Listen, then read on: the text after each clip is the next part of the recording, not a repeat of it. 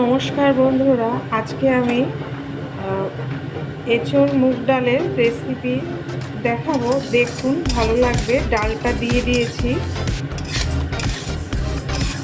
250 গ্রাম ডাল দিয়েছি। এবার ভাজা হবে ডালটা ভাজা হয়ে গেছে। এবার জল দিয়ে দেবো।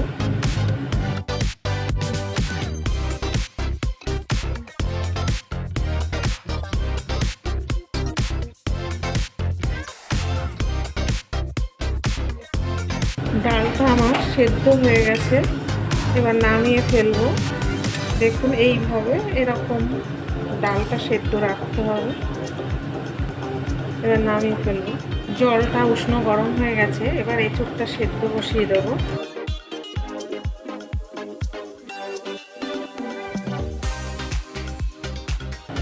নুন হলুদ দিয়ে দেবো।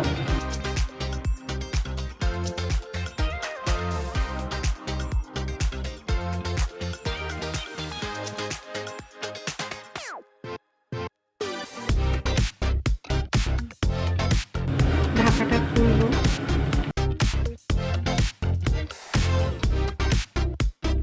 এঁচোড়টা দেখুন সেদ্ধ হয়ে গেছে, এবার নামিয়ে ফেলবো। তেল গরম হয়ে গেছে, 2টো তেজপাতা দিলাম, 2টো শুকনো লঙ্কা, জিরে ফোড়ন, হিং দেব, হিং,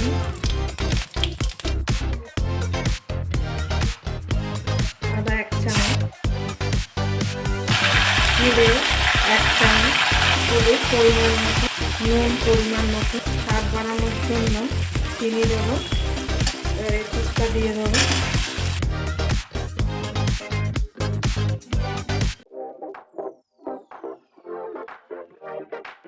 যেই ভাজা মশলাটা বানিয়েছি সেই ভাজা মশলাটা দিয়ে দেবো।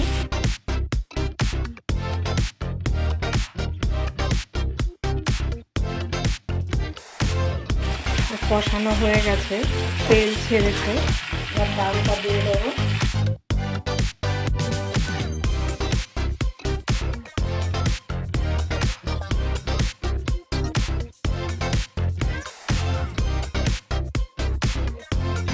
যেই মশলাটা ভেজে দিলাম, ওই মশলাটা বেশি হয়েছে, আমি কন্টেনারে ভরে রেখে দেবো।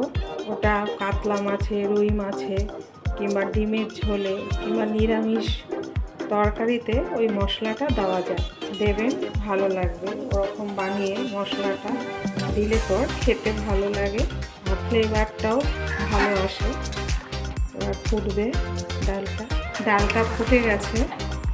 ভাজা মশলাটা আবারও দেব, তবে ভালো লাগবে। এবার ঘি দেব।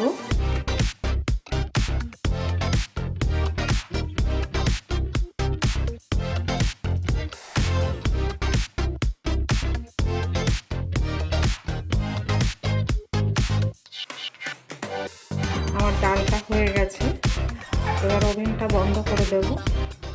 বন্ধুরা, মুগ ডাল এঁচোড়ের রেসিপিটা দেখলেন। যদি ভালো লেগে থাকে, লাইক, শেয়ার, সাবস্ক্রাইব করবেন। পরের দিনের একটা নতুন রেসিপি নিয়ে ফিরে আসবো। ভালো থাকুন, সুস্থ থাকুন।